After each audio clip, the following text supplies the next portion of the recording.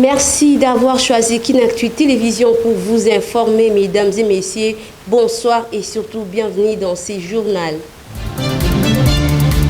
À la une, à Nuturi, des humanitaires membres de l'ONG Accès en eau potable ont été pris dans une embuscade à Lida, dépouillés de biens et d'argent par de présumés miliciens de la Codeco. À plus ou moins 2 semaines de la fin de la campagne électorale sans financement, les candidats aux élections législatives provinciales et municipales optent pour le porte-à-porte.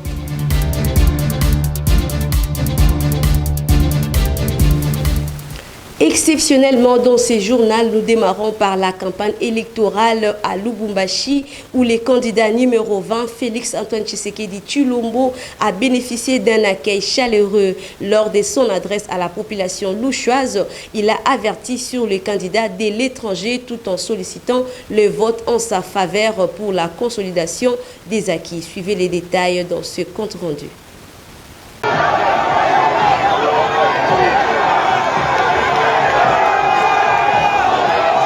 C'est au début de la soirée du mardi 5 décembre que le candidat numéro 20 à la présidentielle de cette année est arrivé dans la ville qu'il préfère, accompagné de la distinguée première dame et le membre de l'équipe de sa campagne, où une marée humaine était le long de son chemin pour lui réserver un accueil digne et chaleureux. Devant les Louchois et Louchoises, Félix Tshisekedi déclare qu'il est la continuité de Mzee Laurent Désiré Kabila et demande à la population de Grand Katanga de bannir toute initiative séparatiste de personnes de mauvaise foi qui n'ont rien fait pour cette province. Bakandida na bango bakoya pe awa. Bakoloba na bino pe amjambo. Bakandida na bino bakosema pe na Swahili awa. Bakolo banabino Katanga ni yetu. Meboke banabanguna. Kotango bazalaka na Katanga. Basalaka eloko mokote. Lelo tozali na bana mboka ya solo.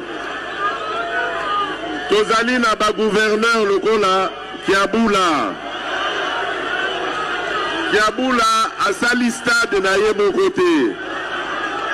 Kiabula asali société de transport privé té. Kiabula abomi SNCC té. Tango Kiabula ye biloko wana nyonso ebandi kotombwama. Parce que alandi vision oyo na pesa kiye. Ya kosalela peuple ya bana Katanga. Le fils d'Etienne Tshisekedi Wamulumba, candidat à sa propre succession, sollicite le soutien de Lubumbashi à sa candidature le 20 décembre prochain au scrutin pour continuer ce qu'il avait déjà commencé. Engai na ebisi bino. Soki bosalinga confiance, toko continuer mosala oyo tobandi. Ya ko continuer kotombo la Congo. Est-ce que le 20 décembre motokotika la nandako? Des chants et cris de joie ont caractérisé la première journée du candidat numéro 20 dans les Grands Katanga. Et après Lubumbashi, direction la ville de Likasi dans la province du Lualaba, qui a réservé un accueil à Félix Tshisekedi dans la journée de ce mercredi pour chiter à Kolwezi comme est prévu dans son agenda du 5 au 6 décembre afin de clôturer sa tournée dans la ville de Kalemi et Kamina le 7 de ce même mois. Après Lubumbashi, c'est au tour de la ville de Likasi ce mercredi 6 décembre. Félix Antoine Tshisekedi Tshilombo avec ses électeurs où il a promis en dehors de la gratuité de l'enseignement très bientôt la couverture de la santé pour les femmes et les nouveau-nés aussi dans la ville de Likasi. Suivez. Est-ce que vous êtes d'accord de me donner encore un deuxième mandat? Voilà. Donc je vous explique. Nous avons commencé la gratuité et enseignement. Toyebi que succès nango ezali makasi, ezali qu'on nécessité beaucoup plus d'écoles. Et nous avons commencé à construire les écoles. Tozali na programme, il y a 145 territoires au cours duquel nous avons construit déjà des milliers d'écoles. Nous avons la politique elle-même de l'enseignement primaire et secondaire qui nous a permis aussi de construire au moins 1 millier d'écoles. Évidemment, que tout cela avait été détruit pendant de longues années ce n'est pas en un seul mandat que Tokotongagno Soana. Nous avons besoin de temps, nous avons besoin de confiance pour Tokotongagno Soana Totele Misayango. Mais ce que je voulais vous dire, c'est que nous au moins nous avons commencé à montrer cela. Et vous l'avez vu. C'est la même chose pour la santé. Nous ne pouvons pas demander au peuple congolais Babanda Kotonga Congo alors que ce peuple n'est pas en bonne santé. Voilà pourquoi nous avons la politique de la couverture santé universelle qui permettra à tout Congolais, quelle que soit sa condition sociale, de pouvoir accéder aux soins de santé. Les candidats à l'élection présidentielle numéro 3, Moïse Katumbi Tchapoué, est arrivé ce mercredi 6 décembre à la ville de Kikwit dans la province du Kwilu. Il s'est rendu pour la deuxième fois dans cette partie du Grand Bandundu, cette fois-ci dans les cadres du grand rendez-vous électoral de l'histoire de la République démocratique du Congo. Bien avant les grands Bandundu, les candidats numéro 3, Moïse Katumbi Tchapoué, s'était rendu le mardi 3 décembre dernier dans la province de la Mongala où il a tenu un meeting. Le président d'Ensemble pour la République espère convaincre les électeurs de lui accorder leur confiance lors des élections présidentielles de ce mois de décembre. Suivez. Dans les cadres de sa campagne électorale, le président d'Ensemble pour la République, Moïse Katumbi, a effectué une descente dans la province de la Mongala où il a été accueilli chaleureusement par la population des Bumba qui l'attendaient avec impatience à l'aérodrome. Drapelet en main, cris de joie et chants chemin faisant ont accompagné l'ancien gouverneur du Katanga au rond-point Mobutu, lieu de son meeting. De nombreuses mesures seront prises pour améliorer la vie des habitants de cette partie du pays, une promesse de Moïse Katumbi. Après son discours, le numéro 3 a été accompagné par le peuple qui lui a exprimé son soutien au quartier Moloua où les habitants sont victimes des inondations. Ainsi, le candidat à la présidentielle a montré son engagement à résoudre le problème concret auquel les citoyens sont confrontés au quotidien. Il s'y est de noter qu'avec une superficie de 58 141 km², Mongala est une province forestière du nord de la RDC issue des démembrements de l'Équateur en 2015. Le Sénat compte 4 sièges, l'Assemblée nationale 12 sièges et l'Assemblée provinciale 21. Affichage de liste définitive des électeurs dans les antennes. La CENI a respecté la loi électorale en vigueur en son article 8 et 21 mardi 5 décembre dernier, soit 15 jours avant le scrutin. Toutes les antennes ont bel et bien respecté la règle. Patricia Ncea, rapporteur de la centrale électorale, s'est rendu dans les antennes de la ville de Kinshasa pour se rendre compte de l'effectivité de cette obligation légale. Commentaire de Patrick John Wukengeshay. L'effectivité de l'affichage de listes électorales définitives dans le centre et bureau de vote à Kinshasa, tout comme sur toute l'étendue de la République démocratique du Congo, 15 jours avant les élections en République démocratique du Congo. Tout a commencé par l'antenne de la Gombe où les listes définitives des électeurs de 5 communes, à savoir Gombe, Kintambo, Lingwala, Barumbu et Kinshasa, étaient disponibles et la consultation se faisait normalement, a confirmé le rapporteur de la centrale électorale Patricia Ncea. Partout où elle est passée, elle a reçu les explications des chefs d'antenne qui lui ont montré comment s'est fait la consultation pour chaque commune. À l'antenne de Kalamou, qui comprend les communes de Kalamou, Kassavobu, Ngiringiri, Bandalungwa, Selembao et Bumbu, Patricia Ncea s'est livrée au même exercice dans le but de vérifier l'effectivité de l'affichage des listes électorales définitives. Et s'est dit heureuse du travail abattu par la CENI à travers les antennes avant de promettre le même travail à travers les provinces de la République démocratique du Congo. Dossier électoral dans ces journaux, parlons-en. Plus de 6 tonnes de matériels électoraux de la CENI sont arrivés dans le territoire d'Aru en Ituri par assistance de la MONUSCO en vue de faciliter le processus électoral face aux diverses contraintes. Ce lot est destiné à environ 858 bureaux de vote. Jovine Binga pour le commentaire.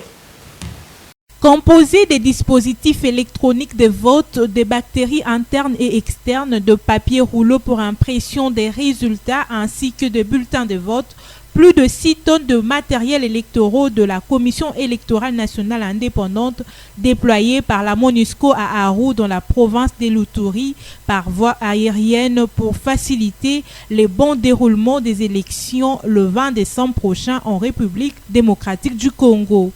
Cependant, cette opération logistique s'étendra tout au long de cette semaine allant du lundi 4 au vendredi 8 décembre de l'année en cours. Ce lot est destiné à environ 858 bureaux du territoire d'Aru situés à plus de 300 km de Bunia. Notons que la mission onusienne s'est montrée disponible à acheminer d'autres matériels dont certains sont encore attendus de la province de la Chopo et d'autres rotations sont prévues dans les prochains jours sur les territoires de Mombasa puis de Mayagi. Une assistance logistique répondant à une sollicitation des autorités de la CENI face aux défis sécuritaires et infrastructurels qui rendent difficile l'accès à certaines entités. Mesdames et messieurs, sachez que le lundi 4 décembre dernier, des humanitaires membres de l'ONG Accès en eau potable ont été pris dans une embuscade à Lida, dépouillés de biens et d'argent par de présumés miliciens de la Codeco sur la route nationale numéro 27 dans la province de l'Ituri. Par cette occasion, ils ont plaidé pour la sécurisation de la population de ce coin de la République démocratique du Congo. En sécurité, les forces armées de la République démocratique du Congo, FARDC, ont réussi à neutraliser plusieurs éléments de force négative du 1-23 et ont pu récupérer les effets militaires aux environs de la cité de Mouchaki à Massissi, en province du Nord Kivu. Suivez. Dans les territoires des Massissi, au Nord Kivu, les combats entre le FARDC et le rebelle du 1-23 se sont accrus les 2 dernières semaines, où le FARDC ont infligé une perte très considérable aux forces négatives du 1-23. Selon le porte-parole de la province du Nord Kivu, le lieutenant-colonel Guillaume Djike, qui a donné cette information à la presse le mardi 5 décembre dernier. En effet, cet officier de forces armées a rapporté que les hostilités ont eu lieu le lundi 4 décembre dernier, lesquelles plusieurs terroristes du 1-23 RDF ont été neutralisés et ont abandonné leurs effets militaires à la suite de cette défaite, leur avait réservé le FARDC, signalant que ces affrontements se déroulent pendant une période qui reste marquée par les départs de la force régionale de l'EAC et en même temps que la campagne électorale dans le pays. Cependant, des détonations d'armes lourdes et légères ont une fois été entendues à la journée du mardi 5 décembre dernier en pleine cité des Saké, notamment à 27 km à l'ouest de la ville de Goma, lesquels le FARDC et les groupes d'autodéfense de Wazalendo ont répliqué à l'attaque de la coalition 1-23 RDF sur les collines situées loin de Mouchaki en territoire de Massissi aux environs de 9h de l'avant-midi. Parlons maintenant de la société. Retenez que plusieurs sont décédés à la suite du naufrage d'un convoi de pirogues motorisées dans la nuit du dimanche à lundi dernier sur le fleuve Congo à Bumba dans la province de la Mongala. Selon les différentes sources de la société civile locale de la place, l'on compte au moins 17 morts, 25 rescapés et plus de 70 personnes disparues. Voici ces détails.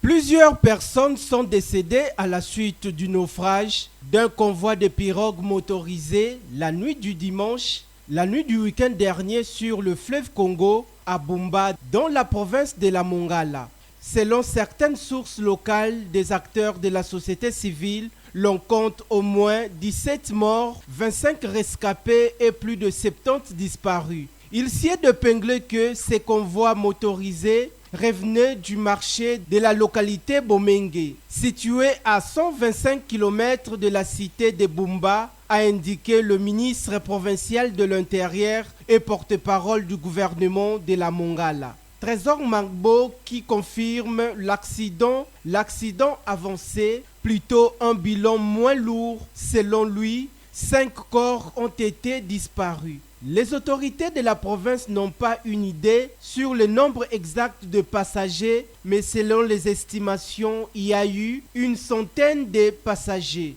L'on dénombre déjà 5 décès. Les corps ont été retrouvés. Il y a également 3 disparus et il y a un nombre important de rescapés. Le fouilles continue de s'accentuer. Le gouvernement provincial a dépêché des techniciens sur place qui s'occupent de recherches, précise le porte-parole du gouvernement provincial.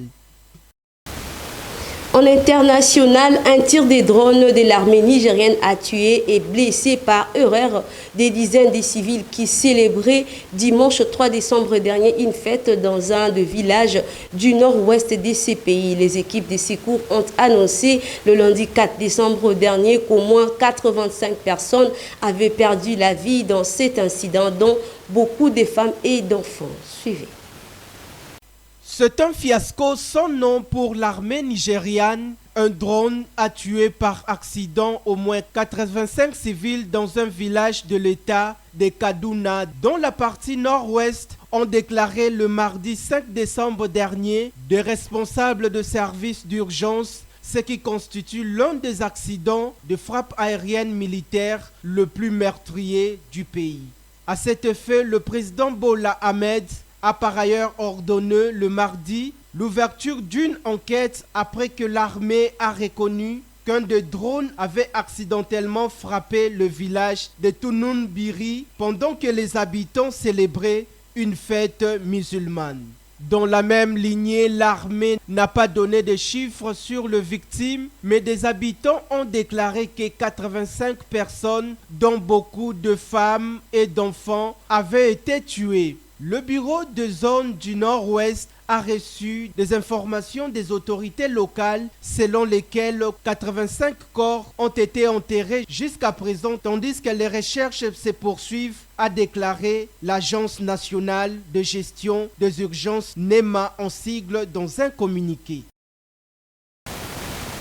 En sport, après sa déchéance à la tête de la coordination de l'ASV Club, le week-end dernier, Bestine Kazadi a lancé un message à tous les Moscovites et déclare qu'elle restera toujours supporter contre avant. Regardez. Banavea, chères sœurs et frères de la grande famille Vérénois. Cela fait près de 4 années que nous avons traversé ensemble de grandes difficultés et d'intenses moments de joie. Grâce à vous, j'ai pu apporter ma pierre à l'édifice de V-Club, ma famille de sang, dont je continuerai toujours à souhaiter le meilleur. Je voudrais encore réitérer, chers supporters, mon consentement à la venue du partenariat turc, ayant comme but de contribuer au financement de notre club, dont ma seule préoccupation a toujours été d'en garantir les intérêts. Également vous rappeler que V-Club possède une valeur marchande à prendre en considération lors des négociations, telles que les 15-20 millions de supporters, la renommée du nom de V-Club, la valeur marchande des athlètes, la marque déposée VA au ministère de l'Industrie, la propriété de la permanence de l'IMT, la propriété du centre de formation situé à Kiev. Au sujet du dossier de partenariat turc, nous avons reçu au travers du Conseil suprême une lettre d'intention pour la mise en place d'un partenariat entre une société Multisport SARLU en formation et l'ASV Club Omnisport ASV. Toujours en sport, le mardi 5 décembre dernier, les Léopards Dames Seniors ont arraché leur qualification à la Coupe d'Afrique des Nations au stade des Martyrs de la Pentecôte face aux Nzalang de la Guinée équatoriale. Un élément du sport qui n'avait dit. Belle opération pour les filles des Papi Kimoto face aux Nzalang de la Guinée équatoriale dans les après-midi de ce mardi, dans une explication du dernier tour-retour des éliminatoires de la CAN féminine qui se jouera l'année prochaine au Maroc. Mené au score dès la fin de la première période du match sur une mauvaise communication de la défense de la sélection nationale congolaise, ce qui a permis aux Équato-Guinéens de mener au score. 1-0, score à la mi-temps. L'objectif reste la qualification. Merveille Kanjinga remet le compteur à 0 sur une superbe reprise de tête. Coaching payant pour ses staffs techniques qui avaient comme mission de qualifier l'équipe à la prochaine Coupe d'Afrique des Nations au Maroc l'année prochaine. Ritz Kimpoi marque le but du break. Les léopards seniors dames de la RDC valident leur ticket à la CAN 11 ans après. Pour Kimpoi, Kimpoi encore, Kimpoi s'en sort très bien. Le deuxième but qui arrive, Ruth Kimpoi, bon l'action féminin. Kimpoi qui s'illustre de la plus belle manière. 2-1 pour la RDC et la RDC qui se rapproche de cette qualification historique. Fin de la rencontre, les filles de la sélection nationale congolaise redonnent de la joie au stade de martyrs de la Pentecôte comme dans l'ensemble du territoire national. Il s'y est de noter qu'en 2024, les seniors messieurs comme les dames joueront la prestigieuse Coupe continentale des Nations en janvier en Côte d'Ivoire et les filles seront au Maroc. Bouclons ce journal par les valeurs nutritives. Que savez-vous du bienfait des maracuja? Plus de détails dans ces commentaires. Le maracuja, aussi appelé grenadille ou fruit de la passion, est un petit fruit exotique doux et acidulé à la composition nutritionnelle très intéressante. Le maracuja est une baie tropicale de la forme d'un œuf, fruit d'une plante grimpante appelée passiflore. Il existe deux types de maracuja cultivés aujourd'hui. Le pourpre, qui est aussi le plus courant et le plus savoureux. Il est originaire du Paraguay, du Brésil et du nord de l'Argentine. Le jaune, légèrement plus gros et acide que le pourpre, il viendra qu'à lui de la forêt amazonienne brésilienne. En plus d'être particulièrement savoureux et apprécié de petits comme le grand, le maracuja est une petite bombe de nutriments et des micronutriments précieux pour la santé.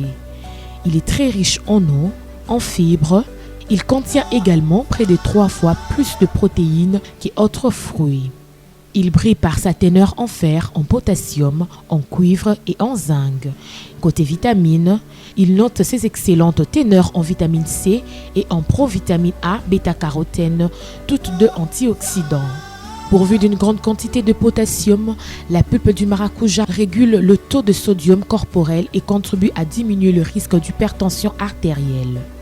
Le corse de fruit de la passion se révélait efficace pour réduire le symptôme de l'asthme, tels que le soufflement, la toux, le glaire. Très riche en antioxydants, connus pour leur efficacité sur la diminution de cellules cancéreuses, le maracuja fait partie de fruits efficaces pour prévenir l'apparition de certains cancers. Extrêmement riche en fibres, en vitamines et en minéraux, bien pourvu en protéines et ténué des lipides, le fruit de la passion s'inscrit parfaitement dans un régime minceur. Avec une teneur en sucre modéré, un index glycémique et une charge glycémique basse, le fruit de la passion est un fruit recommandé pour les personnes diabétiques. Il améliore le transit et nettoie le côlon et renforce l'immunité.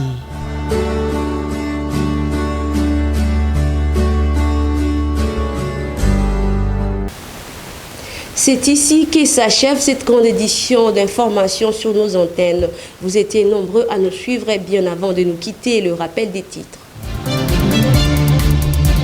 À Nuturi, des humanitaires membres de l'ONG Accès en eau potable ont été pris dans une embuscade à Lida, dépouillés de biens et d'argent par de présumés miliciens de la Codeco. À plus ou moins 2 semaines de la fin de la campagne électorale sans financement, les candidats aux élections législatives provinciales et municipales optent pour le porte-à-porte.